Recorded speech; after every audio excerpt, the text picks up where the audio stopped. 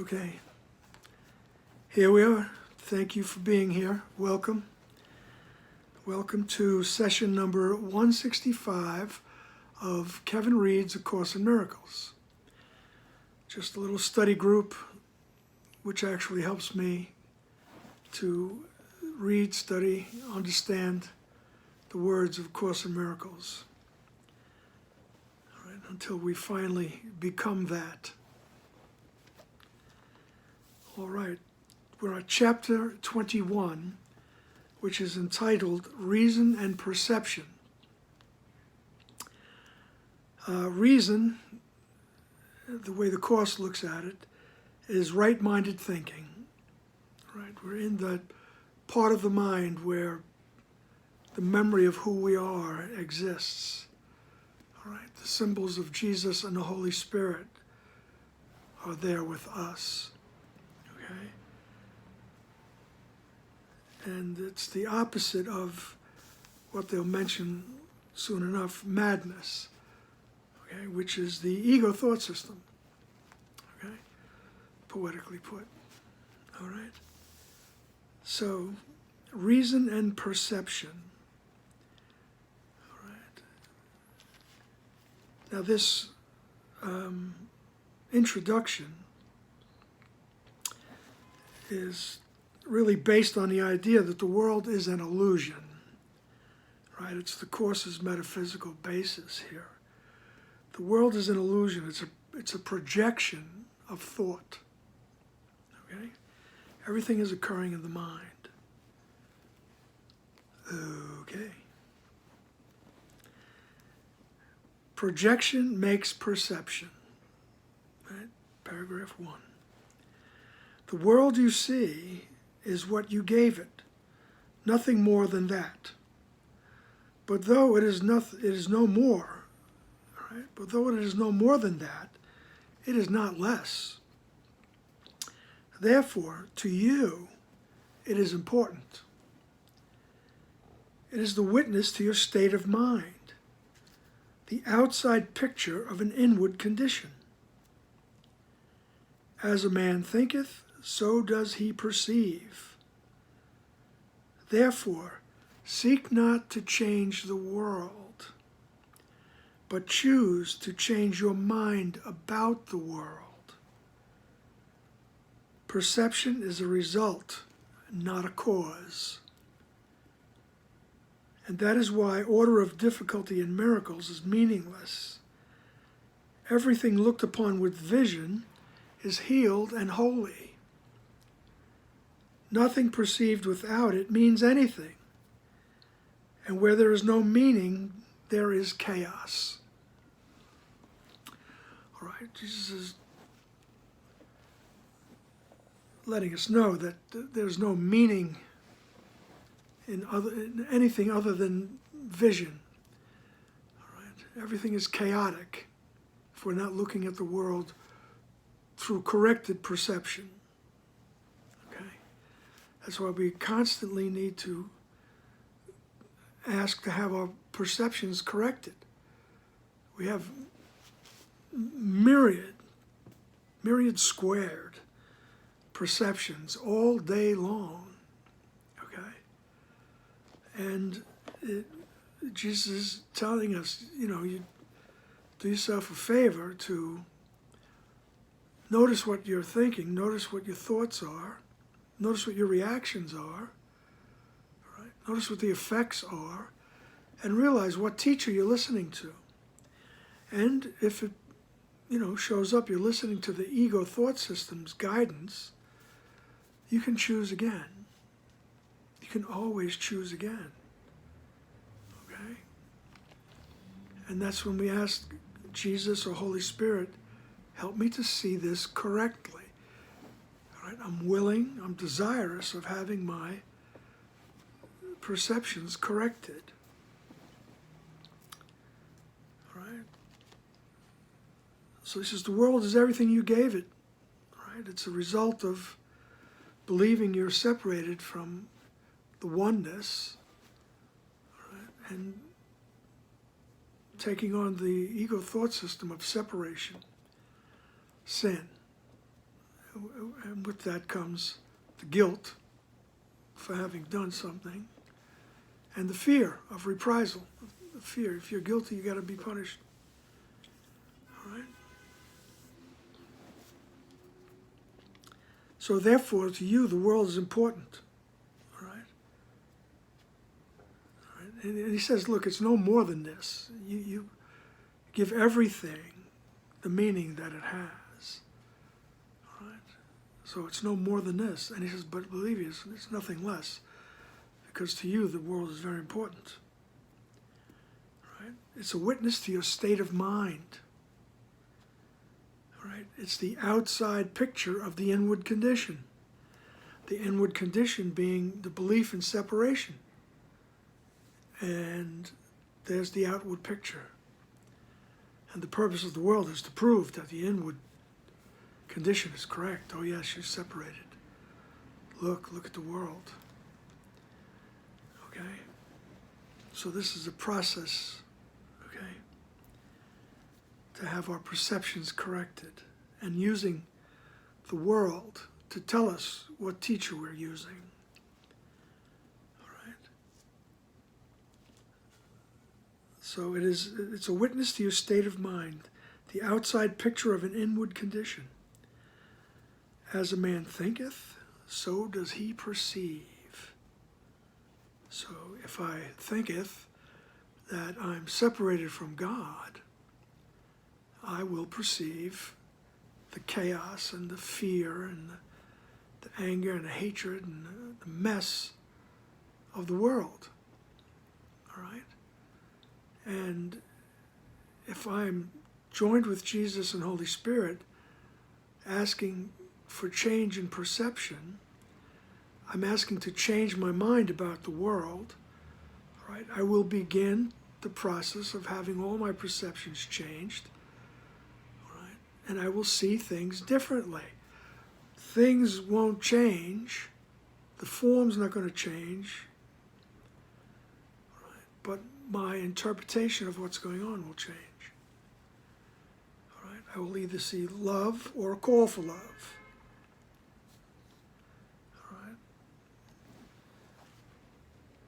And just let that be. Let it arise naturally. Don't use things as mantras. You know, somebody's acting like a nut. Say, oh, well, he's just calling out for love. It's true. But is that your true experience? All right? Or deep down inside, are we judging and trying to get away from whoever's being a nut? Therefore, seek not to change the world. Don't try to change the form. Right? Seek to change your mind about the world. Ask for your perception to be changed. Okay. Choose to change your mind about the world, is what he says. So it's a choice. He says perception is a result, not a cause. Right, this things in the world are not being done to me. Right? Perception is a result of believing I'm separated from God. I don't need perception in heaven. I don't need perception in the mind of God.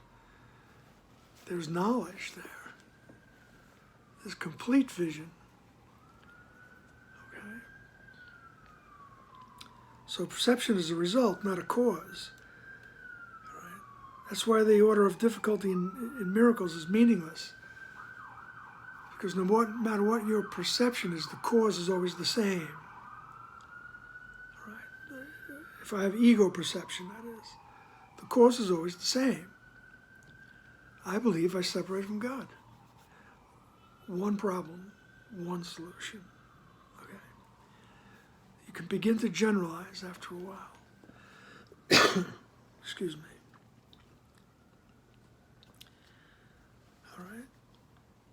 And that is why the order of difficulty in miracles is meaningless. I mean, we're going all the way back to the first miracle principle on like page 1. Okay? Everything looked upon with vision is healed and holy. So when I'm asking to have my perceptions changed, I'm asking, help me to see with vision, with corrected perception. All right. I'm asking to see everything as healed and holy. All right. And we work on things as they come up. It's a process. All right. So nothing perceived without it, vision that is, corrected perception. So nothing perceived without it means anything. And where there is no meaning, there is chaos. And you got to admit, this world's pretty chaotic. I mean, really. You can't even get across town sometimes. It's so chaotic. And that's just the little stuff, you know? All kinds of motorized bicycles and scooters and pedestrians dodging out, depending on the amount of daylight. Oh my goodness. Irate drivers, horns honking. Alrighty then. So anything seen without corrected vision is chaos. All right. Paragraph 2. Damnation is your judgment on yourself. All right. And this you will project upon the world. All right. See it as damned, and all you see is what you did to hurt the Son of God. If you behold disaster and catastrophe, you tried to crucify him. If you see holiness and hope, you joined the will of God to set him free. There is no choice that lies between these two decisions, and you will see the witness to the choice you made, and learn from this to recognize which one you chose. The world you see but shows you how much joy you have allowed yourself to see in you and to accept as yours. And if this is its meaning, then the power to give it joy must lie within you. All right.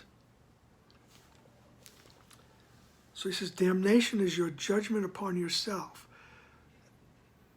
If I say I separated from the mind of God, that's another way of saying, metaphorically, I crucified the Son of God.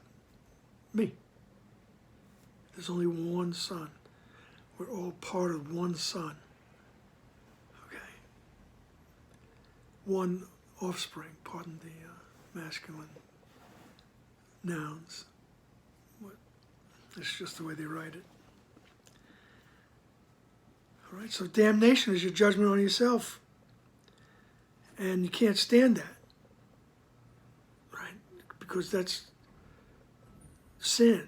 Oh my God, look what I did. Then you feel guilty. Oh my God, what am I going to do? I have to get out of here. So I project, well, I think I project out of the mind. All I'm doing is projecting thoughts. And here's the universe. All right, and here I am. This time I'm in New York City.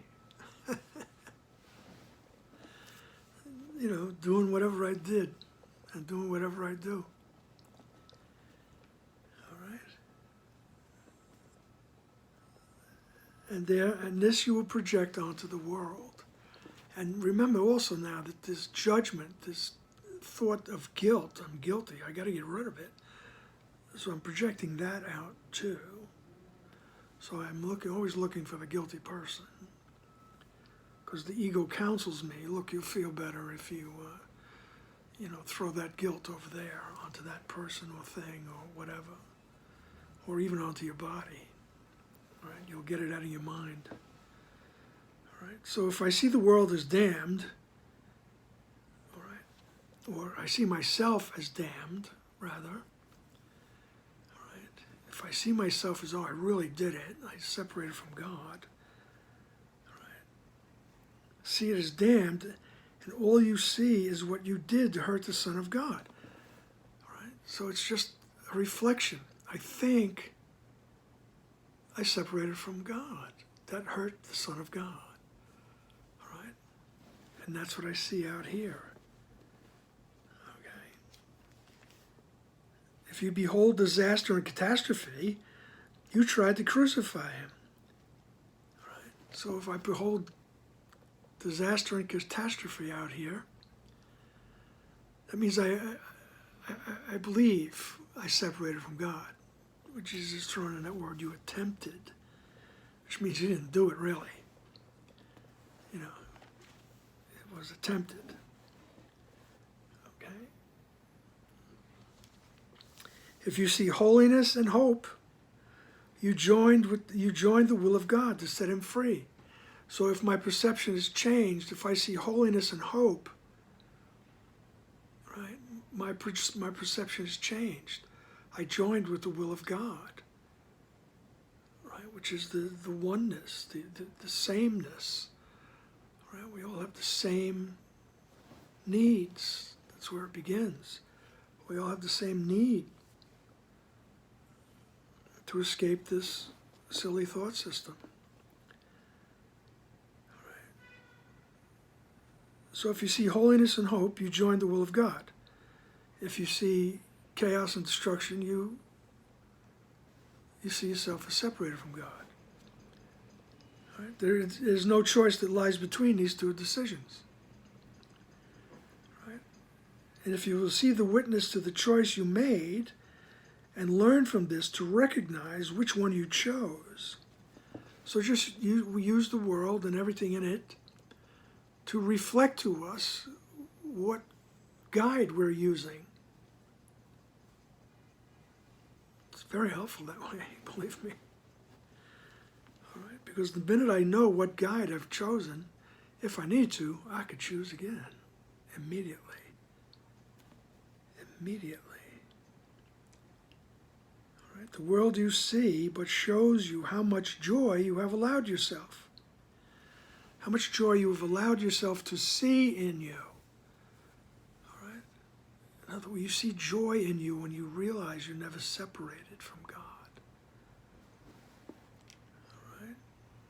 And to accept that idea, that it's yours. All right? And you deserve it. It was given you. You don't have to earn it. You don't have to do anything for it.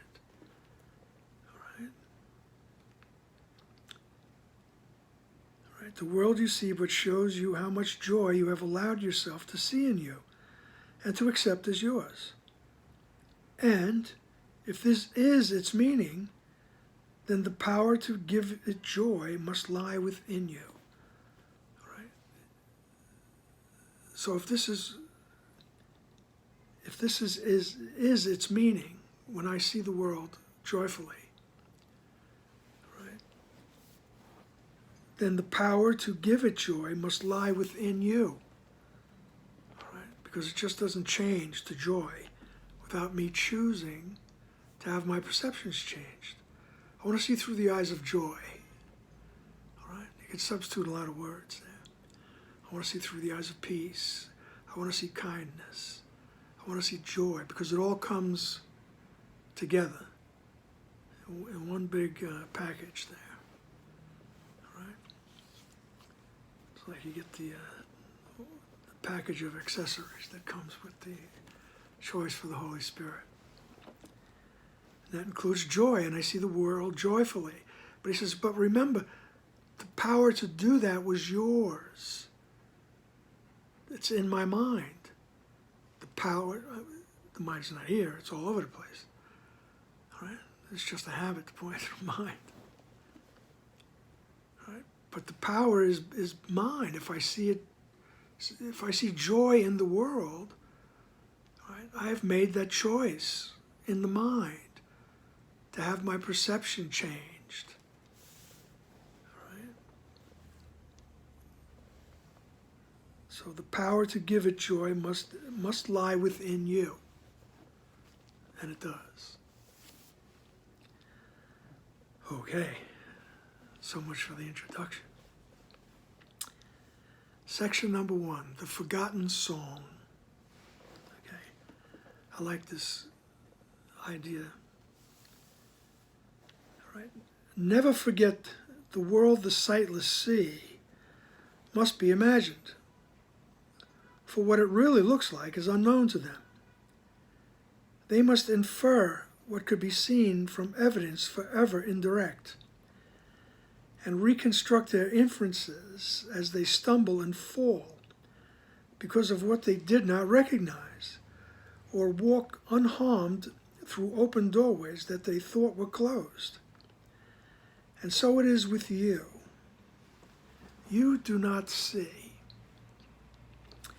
Your cues for inference are wrong, and so you stumble and fall down the stones you did not recognize, upon the stones you did not recognize, but fail to be aware that you can go through the doors you thought were closed, but which stand open before unseeing eyes, waiting to welcome you. Alrighty. He says, so don't forget, those of us who have chosen to believe that we're separated from God, all right, have to be imagining this whole thing that's going on in front of us. We have to be imagining the world, because we don't know what reality really looks like. All right? He says we have to infer, we have to, deduce, what the world is all about. All right? Because all the evidence is indirect. We keep bouncing off things. All right? And then we have to make adjustments. And he says, and you stumble and fall. All right? Because of what you didn't recognize.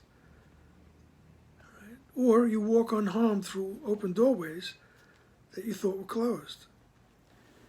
And so it is with you. You do not see. Right? Your cues for inference are wrong. Everything in form is wrong. Right? And yet we keep making adjustments to the form. Right?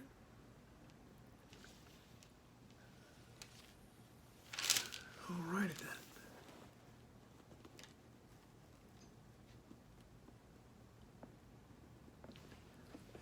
And he says, so you stumble and fall. All right? And you fail to be aware you can go through the doors you thought were closed. All right? Because they stand open before your unseeing eyes, waiting to welcome you. All right? All these obstacles. He goes, you can walk past them. You can walk through these doors you think are closed.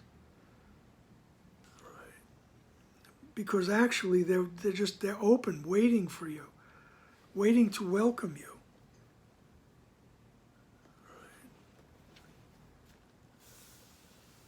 Remember, I think I said it in the last session, there's a line in the Course that says, love waits on welcome, not on time.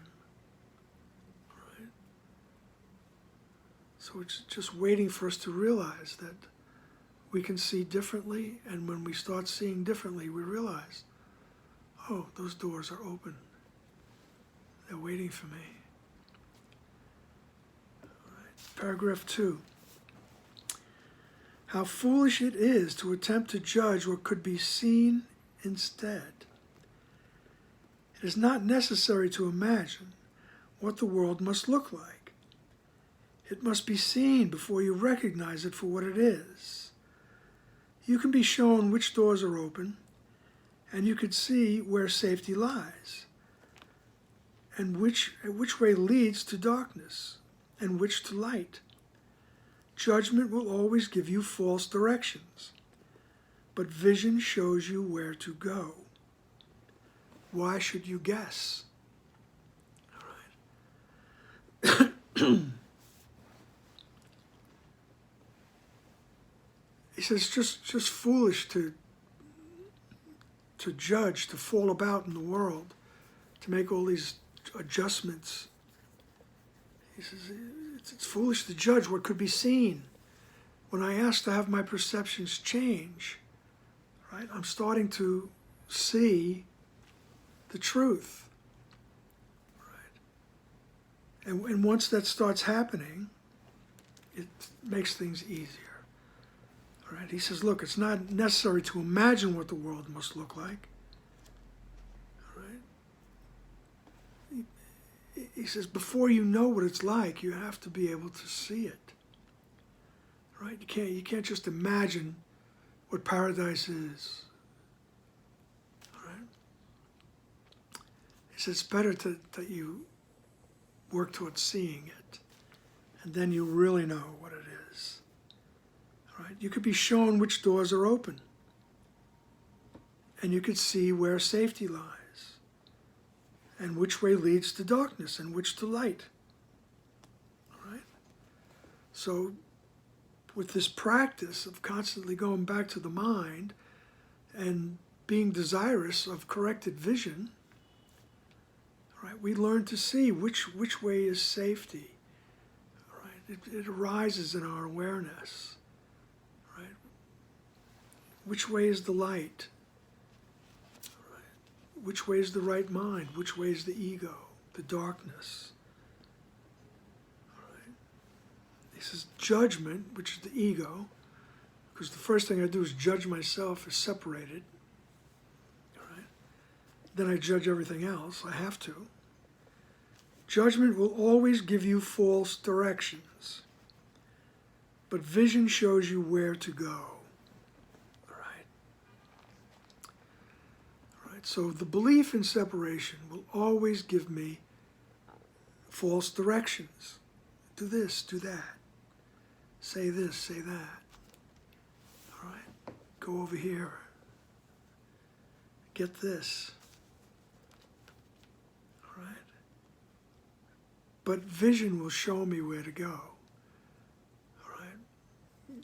Dr. Wapnick used to talk about the golden thread that runs through our life. All right? That golden thread that guides us. If we follow it, we come to the light, we come to the awareness, we come to corrected vision. Right? And sooner or later, everyone will. Right? The one mind will be corrected. Right? We're just doing our part. All righty then. He says, why should you guess? Right? When we put our faith in the right mind, we put our faith in Jesus and the Holy Spirit, we're not guessing anymore.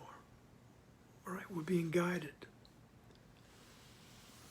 All right? I don't have to guess. Which street do I go down? You know, what job should I take? Right? All those things, myriad squared, as I say. All right? And here he is in paragraph 3, trying to help us out. He says, there is no need to learn through pain. And gentle lessons are acquired joyously and are remembered gladly. What gives you happiness you want to learn and not forget. It is not this you would deny. Your question is whether the means by which this course is learned will bring to you the joy it promises. If you believed it would, the learning of it would be no problem. You are not a happy learner yet, because you still remain uncertain that vision gives you more than judgment does. And you have learned that both you cannot have. All right? So he recognizes that we're still, timid. We still don't have the belief that, oh yes, if I go and ask Jesus and Holy Spirit, help me to see correctly, all right, that I will be given joy. All right? He says, you still don't believe it. All right. He says, you're not happy. You're not a happy learner. Because once we start to realize that, and it gets reinforced in that, we approach every new day as a happy learner. Oh, great. What people, what situations, what am I going to be in which I can learn that I'm not separated from God? I can use everything to learn that I'm not separated. I can have my vision, I can have my perceptions corrected. I become a happy learner. I become eager for that. All right. And it will happen, right, if it hasn't happened already. I mean, anyone that's listening here, anyone that's studying the course, or any legitimate, right-minded path, right, you will, the end is certain. You will succeed. Right? And it'll be reinforced in you as you practice. And you will choose, you have chosen, you will see the world differently. Right? Until you no longer have to see the world. All right? So he says there's no need to learn through pain, but usually that's what motivates us.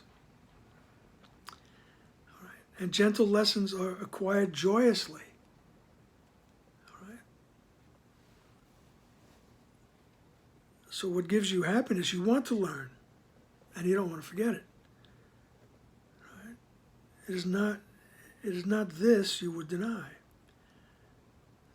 Your question is whether the means by which the course is learned will bring to you the joy it promises. Right? Is this course telling the truth? Does it work?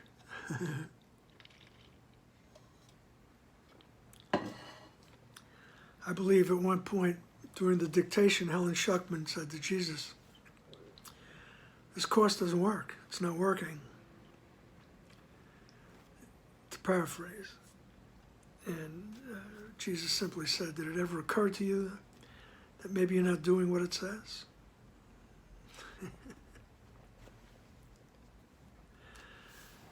They were very good friends. Okay? And that's what he said, just do what it says. Right? And he says, more and more you will see. Right? Your vision, your perceptions will be corrected. And you will be happier. You will be happier. All right?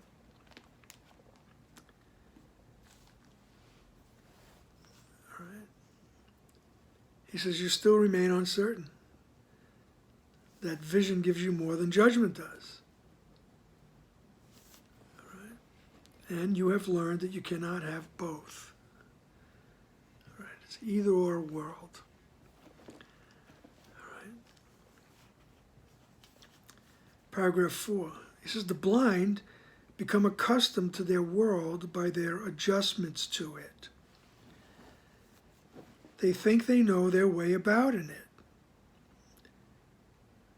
They learned it, not through joyous lessons, but through the stern necessity of limits they believed they could not overcome. And still believing this, they hold those lessons dear and cling to them because they cannot see. They do not understand the lessons keep them blind. This they do not believe. And so they keep the world they learn to see in their imagination, believing that their choice is that or nothing else. They hate the world they learn through pain, and everything they think is in it serves to remind them that they are incomplete and bitterly deprived.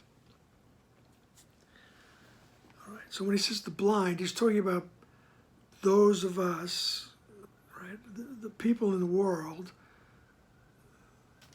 who are not seeing themselves as joined with God. Right? They're seeing themselves as separated from God. Now they're blind. Okay? So now you have to make adjustments to everything in the world. Right? And, we have some very confident people. They think they can get around in the world. Right? But they most likely learned how to get around not through joyous lessons, but through the stern necessity of limits that they believed they could not overcome. All right? So, I don't know, I'm a little kid. I'm playing Little League Baseball. I think I can become a professional baseball player. All right? And then, after a few years, you realize that's probably not going to happen. So I have to make an adjustment. That's a painful adjustment. Your dream is shattered. All right? Just a silly little example, but that's what popped up in my head. At one point I said, okay, well, I'll settle for being the bullpen catcher for the Yankees. And then I realized I ain't going to have it either. Because there were limitations. There were limitations, physical limitations. All right? The mind was willing, the spirit was willing, but the body was not up for it. Let's put it that way. I don't want to say it was weak, but it was. All right? So we learned how to get around the world, not through joyous lessons, but through the stern necessity of limits they believed they could not overcome. So you can't be a catcher for the Yankees. You got to do something else.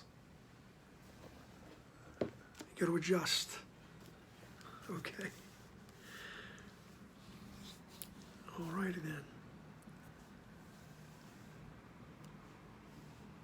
Let's see. And still believing this, they hold those lessons dear. Right? So all those adjustments, right? All those limits I think I have. Right? I still hold on to those things. And I cling to them because I cannot see.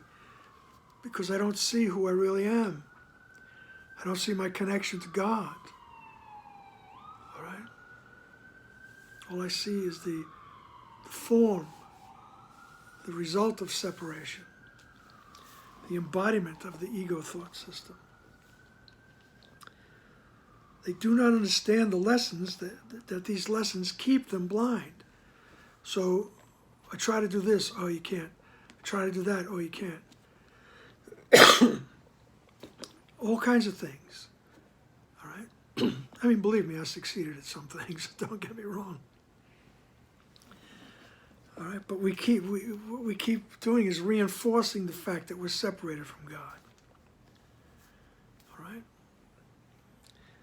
I mean, even if you become successful at something, you try to make a living out of it, and, there's all kinds of things, impediments, obstacles, limits, And we keep those things. We keep seeing that keep us blind. Oh, I couldn't do that. I failed at that. I couldn't do that. It's that idea of lack. There's something missing, right? That keeps us, that reinforces the fact that you separated from God, believe it or not. That's what it does. It reinforces the fact that you are not the wonderful, perfect ray of light. So it keeps us blind in that respect, okay?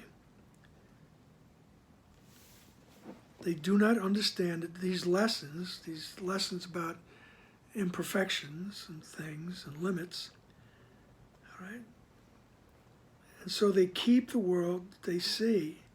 They keep the world they learn to see, in quotes, in their imagination. believing that that is their choice and nothing else. All right? You just resign yourself to your fate. All right?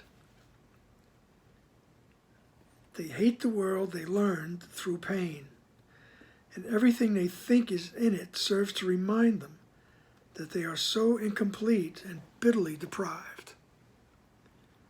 All right?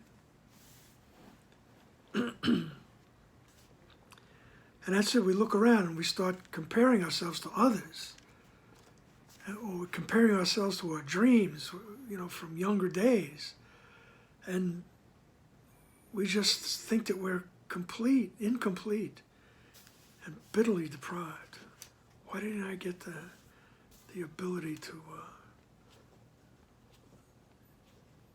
throw out guys at second base? Why didn't I get the ability to, shoot a three-point shot? All right. Why don't I get the ability to figure out equations and things? All right. How come I don't have the ability to build a telescope? All this silly stuff. All right. And we think that I've been deprived. Somebody else got the knowledge instead of me. Somebody else got the talent. Somebody else got the physical ability. All right?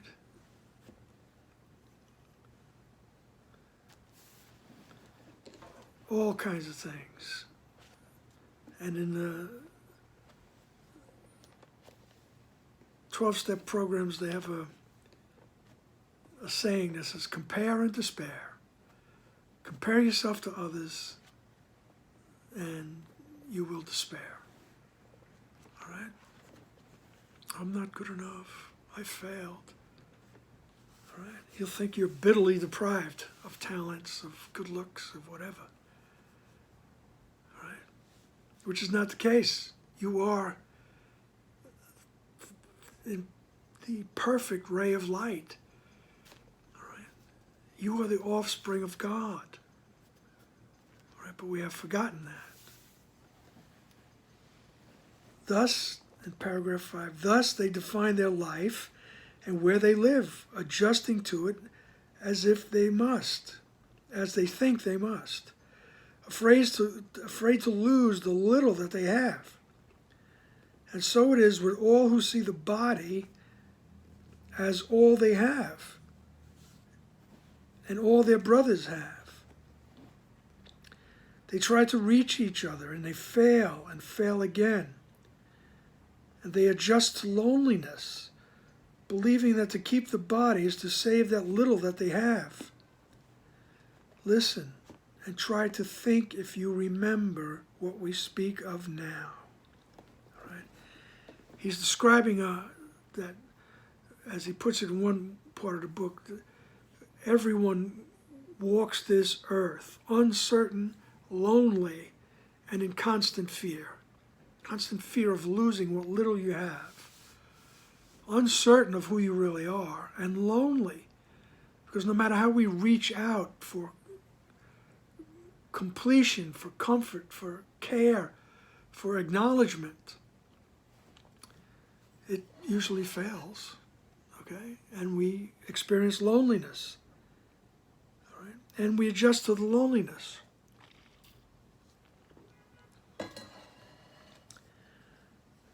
Believing that, all right, at least I can keep this going, And then he says, listen now. Try to think if you remember what we're going to speak of now. All right? So just quiet yourself. Stop the chaotic noise. All right? And listen. See if you can remember what I'm telling you, what I'm talking about. He says, listen. Paragraph 6. Perhaps you catch a hint of an ancient state not quite forgotten. Dim perhaps, yet not altogether unfamiliar. Like a song whose name is long forgotten, and the circumstances in which you heard completely unremembered. Not the whole song has stayed with you, but just a little wisp of melody, attached to a person or a place or anything particular. But you remember from just this little part how lovely was the song, how wonderful the setting, and the setting where you heard it, and how you loved those who were there and listened with you. All right. I love that paragraph, okay? He says, listen, all right, just be quiet.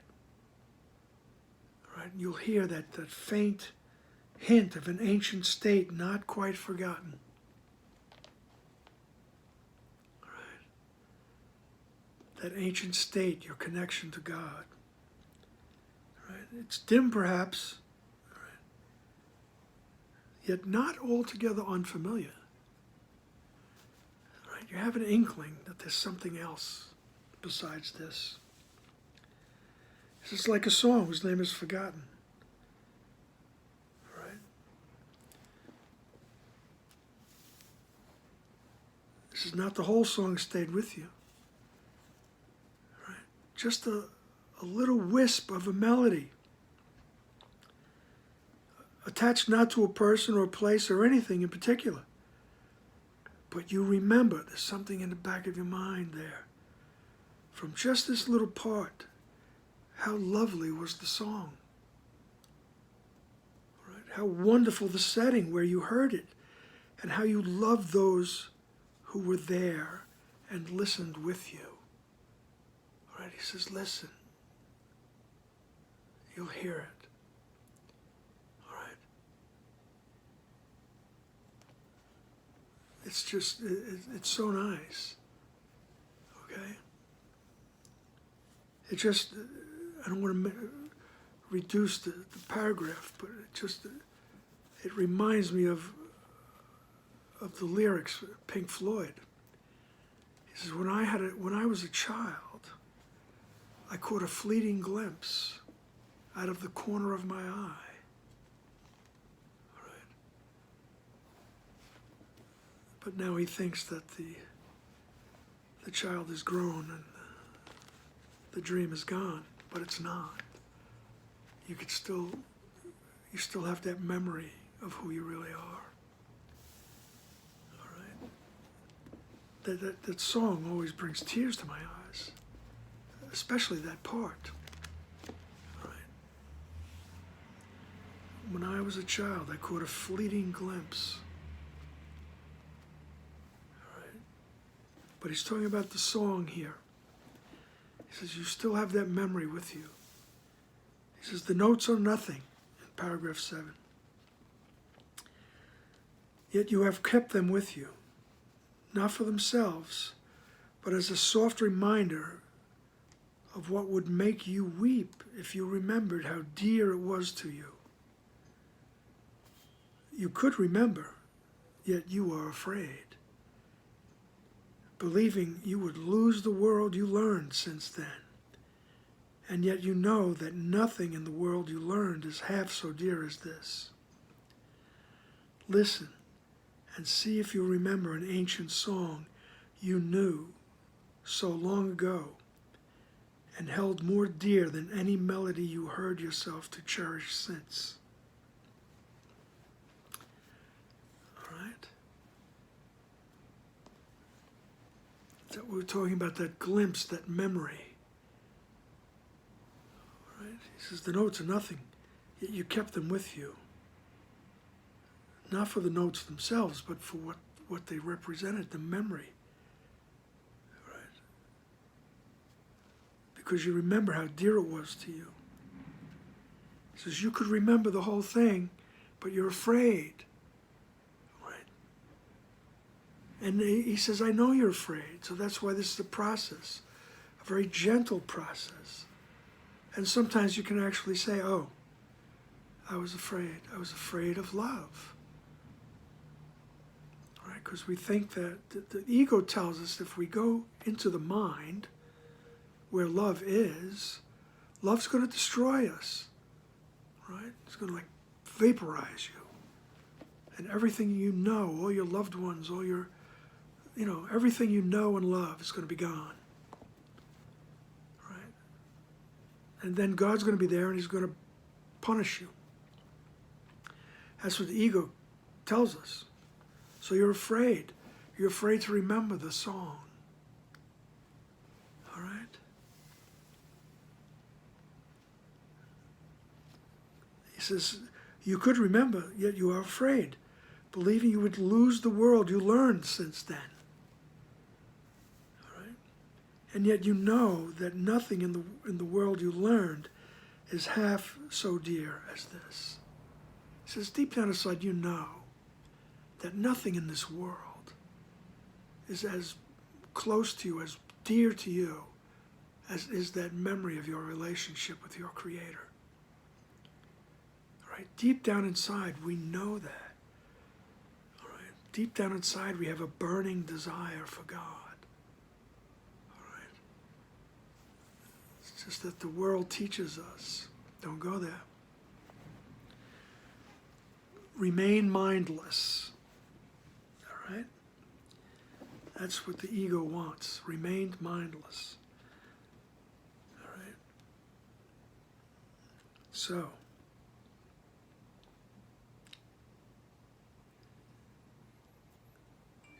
listen and see if you remember an ancient song you knew so long ago and held more dear than any melody you taught yourself to cherish since. Okay? Paragraph 8. Beyond the body, beyond the sun and stars, past everything you see, and yet somehow familiar, is an arc of golden light that stretches as you look into the great and shining circle. And all the circle fills with light before your eyes. The edges of the circle disappear, and what is in it is no longer contained at all.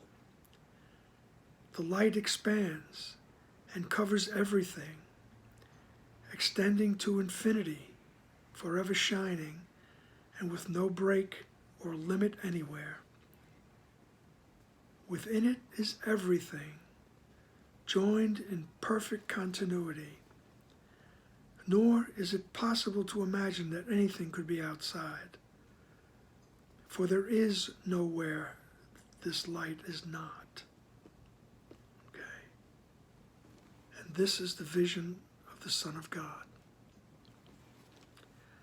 All right? This is what the Son of God experiences.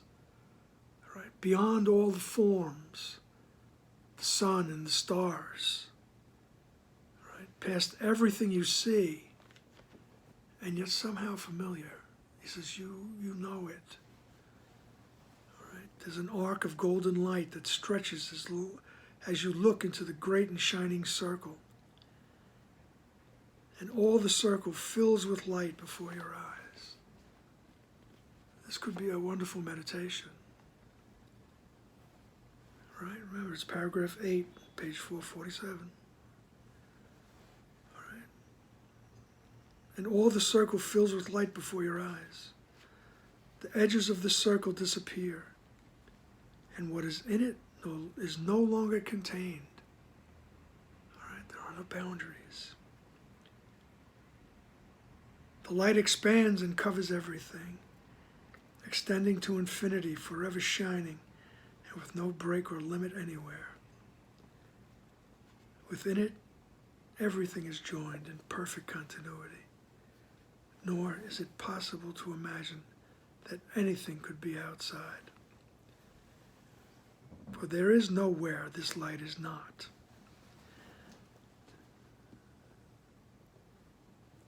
Paragraph 9. This is the vision of the Son of God, whom you know well. Here is the sight of him who knows his Father. He is the memory of what you are.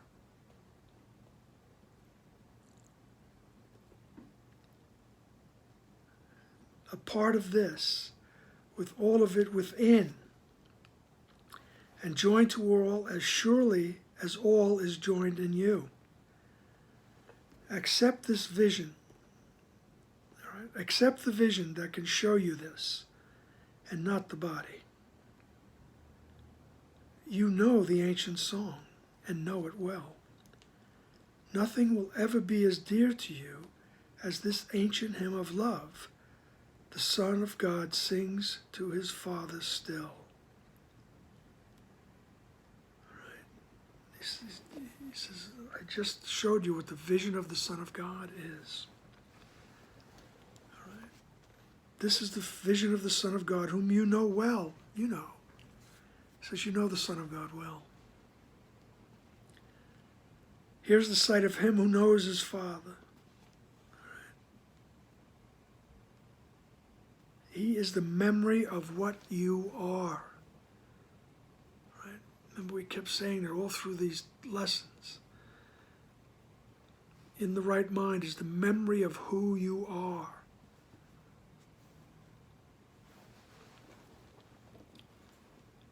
And it's, you could try to put it into words, but it's this unending, infinite light that encompasses everything.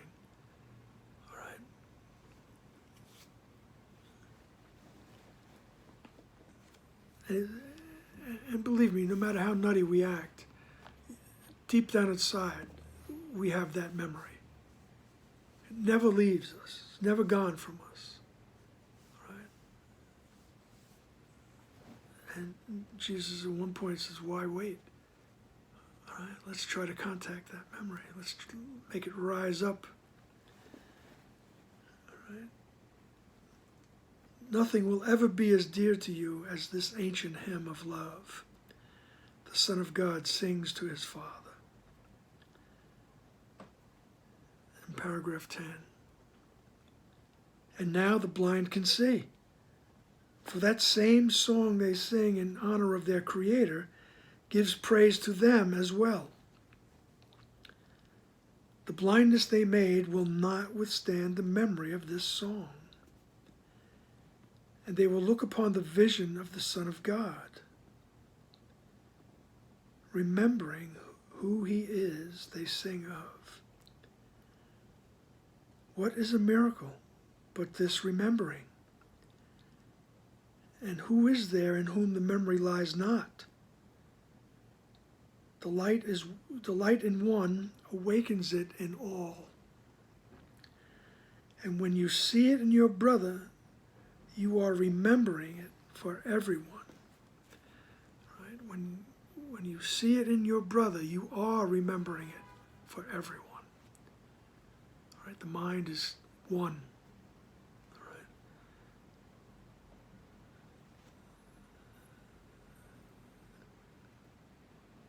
The same song they sing in honor of their Creator gives praise to them as well, because that's who you are. You're that close to your Creator. Right. The blindness that they made will not withstand the memory of this song.